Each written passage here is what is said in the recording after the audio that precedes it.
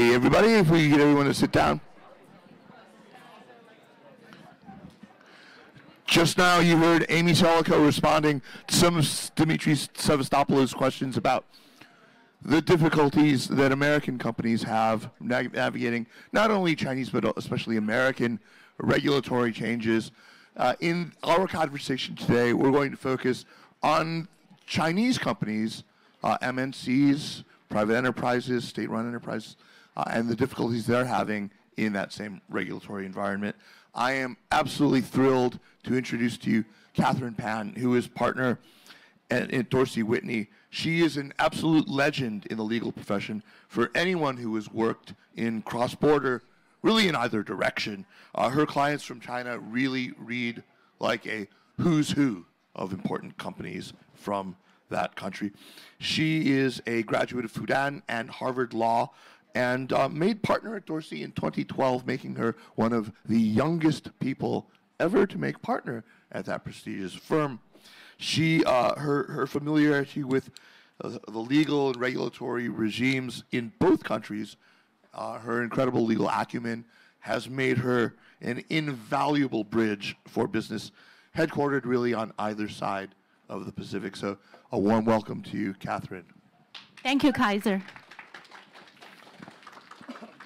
So like I said, we're going to chat today really more about how the regulatory regimes have affected Chinese businesses.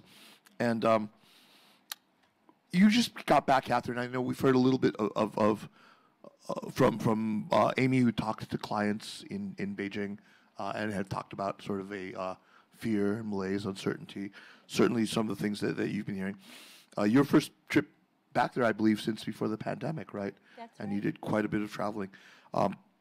Among the MNCs, among the major Chinese enterprises, including your clients you interacted with, what are your big takeaways right now about, what shall we call it, the national mood? Well, thank you, Kaiser. First of all, I actually want to give a shout out to the China project, to Anla, to Kaiser and your team. I think the topics today are incredibly important, but are also sensitive, right? And I really congratulate you and thank you for facilitating the important discussions today. You guys persisted and persevered in this difficult environment to facilitate these meaningful conversations, and I'm very happy to be a small part of it. Thank you. Well, thank you. Yeah. Thank you. And to answer the question about national mood, the larger companies, the MNCs, every single one of them I talked to were doing some sort of contingency planning, de-risking. Some of them are deep into the dual circulation mode, meaning made in China for the Chinese market, but for the products in terms of international consumption, they started to make the manufacturing plants and supply chains out of China into Mexico, into other Southeastern Asian countries. And it's not just MNCs, even the domestic Chinese companies, the national champions, the large private enterprises are doing the same business planning in terms of dual circulation, de-risking, contingency planning. So a lot of Chinese companies are in their second or third wave of coming out of China. So, I mean, when we're talking about this changing regulatory environment here, I'm curious about the business elites that you spoke to and how they're reacting specifically to the securitization, something that's come up quite a bit already in the very short time that we've been convening this morning, the securitization of the relationship. Two things in particular, the broadening of the scope of factors now taken under consideration by CFIUS, of course. There's the better-known restrictions on semiconductors, but there are also quite a number of areas that I think we'll get into where, and they're less talked about, where there are new restrictions. Let's start with CFIUS, though. There are new factors that will be taken into consideration in considering Chinese investment in the United States, U.S. supply chain resilience, maintaining American technology leadership, cybersecurity considerations, of course. These all seem like they're going to sorely reduce the scope of activity, the possibilities for Chinese companies to act in the U.S. Can you unpack this a bit and talk about how you are advising your clients? Sure. So October 2022 was a very important month. October 7th. October There's another 7th. October 7th. In today's context, October 7th means October 7th and the semiconductor restrictions, not October 7th this year. Yeah. Which we'll use again in other panels. Yeah, but October seems to be a busy month for BIS, right? So last year, October 7th, BIS issued expanded export control rules focusing on advanced semiconductor, leading edge chips, but not just finished products, but also tools and softwares that are used to develop these products. And then October this year, just I think less than 2 weeks ago, BIS issued expanded rules upon expanded rules. And then October 2022, again, President Biden issued an executive order directing CFIUS to focus on 6 different areas in terms of national security approvals. How many of you have heard about CFIUS before? Wow, this is a very sophisticated audience. So yes, so traditionally CFIUS focused on issues that are considered national security issues, the typical ones like military, critical infrastructures, etc. But now, after the Biden executive order last October, CFIUS was mandated to expand its checks on areas such as supply chains, critical technologies, technology areas that are considered important for U.S. national security purposes. But more importantly, it was the first time that the U.S. president decided that technology leadership in the world by itself is a national security. That's very different from technology leadership in the military or national security area. It's just technology itself, the leadership in technology itself is national security. That's an important sea change. So after that, I think a lot of the transactions that were traditionally considered okay for CFIUS that are now looked upon twice by the agency, by the commission, and I think it has a very significant deterring impact on the industry. I think one of the earlier panelists, Ling, talked about small yard, high fence, right? Even though the latest export control measures, I think, are consistent with the small yard, high fence policy, because the yard is actually really small. It's mostly just semiconductor and leading edge chips. And fence, of course, is higher and higher. However, the deterrence factor is much broader than the intended small yard.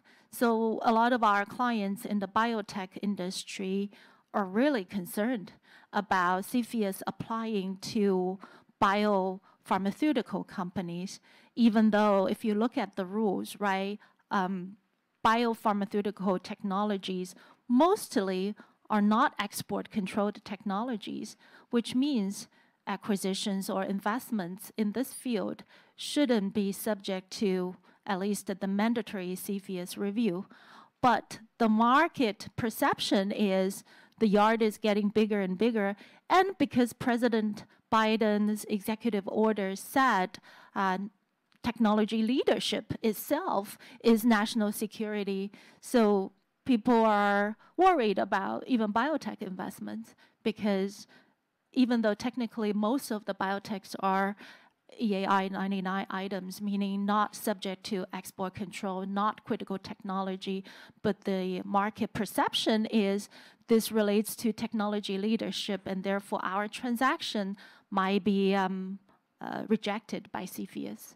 That's right. I think a lot of the media coverage, I think to include our own coverage, has focused on the sort of more better known areas like semiconductors, export restrictions, all the related equipment. Some of it has focused, for example, on technologies that are used in surveillance, for example, in Xinjiang. So companies like Hikvision and anyone working on facial recognition technologies, they've all fallen afoul of U.S. export restrictions. But you've mentioned biotechnology is one of the other areas. There are others, too, that you've helped customers to navigate. Everything from, I mean, consumer drones, for example, companies like DJI. Can you talk about some of these other areas and how you are helping your clients to deal with some of those other lesser-known areas that have now come under scrutiny? Yeah, consumer drones, surveillance technologies. Mostly, I think, you know, if a product can clearly be used for military purposes, right, that I think the answer is very clear. The most difficult areas are the civil military dual use areas. And that is a very, very broad scope, right? Just look at your cell phone or the laptop that you're holding in your hands. Are these civil products or military products? They can be used for both, right? And then this has a lot of impact on AI as well, because after ChatGPT was launched, a lot of Chinese companies are now in an intense race to develop their own large language models. But the problem is they need the tools, right? The chips and then the other tools, software and US talents to help them develop. Most Chinese companies I talk to, they're just in this to make some money. Actually, they're not in this to develop the next generation military technology for AI research. They're focused on applications, right? Most of them want to develop the next super app that can make them billionaires. But this is really hard because AI is a very classical example of civil military dual use. And what is AI, right? What exactly is AI? When President Biden talked about technology leadership, one of the areas that he explicitly included, that National Security Advisor Jake Sullivan explicitly included, was in renewable energy. Now, another change that's been underway is the American embrace of industrial policy. We passed the Chips and Science Act, which maybe is a double-edged sword. I mean, at the same time that it represents certain barriers as Americans seek to reshore, friendshore, onshore manufacturing in semiconductors and in renewable energy and things like that.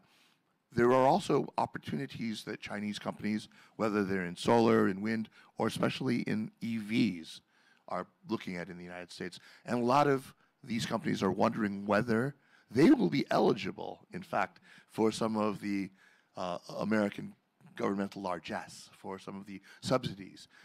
These are questions that you are being asked. How's that looking for them? So since the passing of the Inflation Reduction Act in last July, Dorsey has successfully helped 5 Chinese companies launch and announce their U.S. manufacturing plant. Those are solar panel, solar module companies, EV battery companies, or companies in the supply chains of these 2 industries, basically renewable energy and EV supply chain. To answer your question, Kaiser, the answer in the CHIPS Act is really clear. Chinese companies would not be eligible to any, even their U.S. subsidiaries would not be eligible to any of the subsidies or incentives. We're talking more about the IRA. Under right? IRA, the answer is a lot more uncertain. It depends on the specific industry you are in, whether it's EV battery or solar panel. The answer is different. It also depends on the specific products that you want to make in the US. Is it a component of the EV or battery or solar modules, or components of components, meaning subcomponents, right? It also depends on the specific company you are. If you're a government-owned enterprise, then forget about it. But if you are the US subsidiary of a privately owned Chinese company that is not on any of the sanction list, that is considered a good corporate citizen, the answer is different. And it's not, the final answer in terms of the EV battery space is not clear yet, because the Treasury was supposed to answer this question back in March when they issued the last batch of guidance. But they did not answer a critical question in the law, which is called what is considered a foreign entity of concern. Because if you're a foreign entity of concern, you're not eligible to any of the subsidies or incentives. But the key question is, if you are the US subsidiary of a privately owned Chinese company, are you a foreign entity of concern or not? Treasury didn't answer that question back in March, and they're supposed to release a guidance by the end of the year. So look forward to further clarity on this issue. Thank you. I mean, we're fond of making lists here in the United States now. I mean, the more familiar ones are BIS, which is under Commerce, and their entity list. But there are others like the military entity list. There's the unreliable list and things like that. You actually at Dorsey have helped a number of your clients get off of lists that they've been placed on.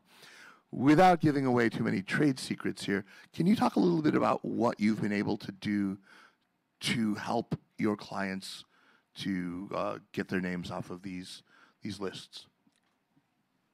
To be honest, Kaiser, I think Dorsey was able to successfully help several Chinese companies removed from these lists, military list, entity list, and unverified list, is thanks to the rule of law in this country, United States, right? So the judicial branch that where we litigated these cases was truly independent. In fact, many of my Chinese clients were surprised. They told me, look, Catherine, President Trump and then President Biden put our company on this list. DOD put us on this list. And now you are suing the president and DOD. I don't think you have a chance, right? But this is America. Exactly, that's what I said. I said, this is America, right? This country still has the rule of law. And whether it's through the judicial branch or through even the BIS administrative process, to the extent a Chinese company was misunderstood or wrongfully accused, if we present the right evidence to support the right argument, the companies still have the protection of the US Constitution. They have the due process rights, and they have the protection under the Administrative Procedure Act, which is a law that we specifically invoked to get some of these companies off the list, because basically the Administrative Procedure Act says a US government decision cannot be arbitrary. It needs to be supported by reason, right? That's why I want to thank the rule of law of this country to help us to make these achievements possible. That's all very well and good, but still sometimes the wheels of justice can turn very, very slowly. And we're talking about an organization in BIS that I believe has about a $140 million annual budget. It is a tiny, undermanned, understaffed thing that has enormous weight on its shoulders and has presumably an enormous backlog of cases that it needs to look at. I mean, I think it was saddled with something that is just not at all commensurate with either its manpower or its funding. Are you encountering problems with that in working with BIS, or have they really stepped up and shown alacrity in addressing these issues? Yeah, politics aside, I think on a day-to-day working level, the BIS we interacted with is extremely professional. Every rank and file staff members are very diligent, and then they've been in touch with the industry for a long time, and they take in industry responses in terms of their policies and rulemakings. So I have nothing but really positive interactions with BIS. I'll give you a quick example. So last year, again, October 11th, I believe, one of our Chinese clients was put on the unverified list, which is a kind of a probation list to the entity list by BIS. And the reason was simple. The reason was BIS could not conduct an end user inspection. Remember what I said about military or dual use products. BIS basically need to verify that certain equipments shipped to the clients were for military end use, for civil end use rather than military. But the problem was BIS could not get into China to do the inspection. China's a sovereign country. For BIS to do any end-use inspection in China, they needed the cooperation of the Chinese Ministry of Commerce. Ministry of Commerce had a counterparty to BIS to arrange these inspections. And then the China was still under pandemic at the time, strict lockdown policies. It was difficult for the officials in Beijing to travel to Guangdong province to arrange these end-use inspection for BIS.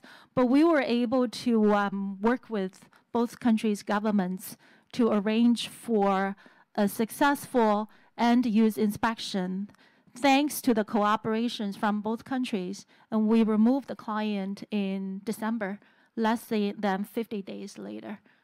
It's fantastic to hear, and it's actually very encouraging. But I wonder, are we locked into this for the foreseeable future? Are we going to be in a pattern where it will be U.S. policy across successive administrations to try to starve China of key tech inputs to prevent the export of anything that could be suspected of dual military civil use? Or is there a way to downshift from this, an off-ramp to this? Are there conditions that have been specified whereby these restrictions might end? I think it's unlikely, to be honest. So we were so cheerful just for a second there. And, yeah. I think Washington, D.C.'s main concern is what's called the Chinese civil-military fusion policy. So it is hard, I think, for the lawmakers here to distinguish between civil and military. Because it's so hard and because there is a fusion policy going on over there, I think the U.S. is trying to be not too naive about it. Right. And I mean, they cannot be blamed for that. It's just this is the securitization of technology issues isn't arbitrary, and it isn't without some reason for it. I feel like we haven't had an opportunity this morning to ask for any audience questions, but we do have a few minutes. And Catherine, this is not going to be construed as legal advice, although we have a lawyer on stage. So if anyone has any questions for Catherine, I think the room is small enough, so if you stand up, tell us who you are, and speak nice and loudly, we can take a couple of audience questions. And if not, am I the thing that stands between us and lunch right now? Here I am in that uncomfortable position. Anyone? Really? Back in the corner, please stand up. I don't recognize you. Who are you? Oh, right. You're the guy who signs my paycheck, right?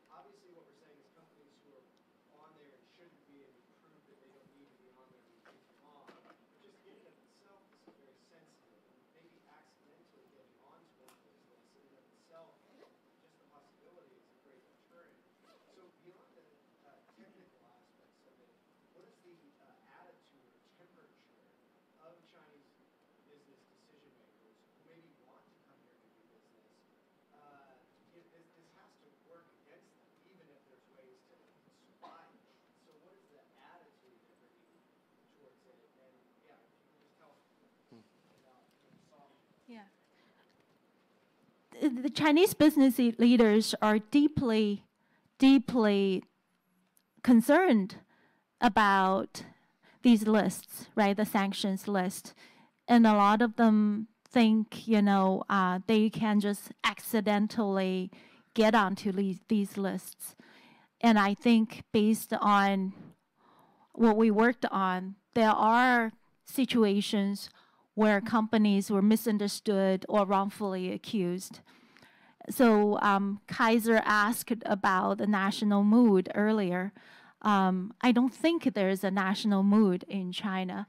Entrepreneurs are extremely anxious about US, but they are also extremely anxious about what's going on in China as well.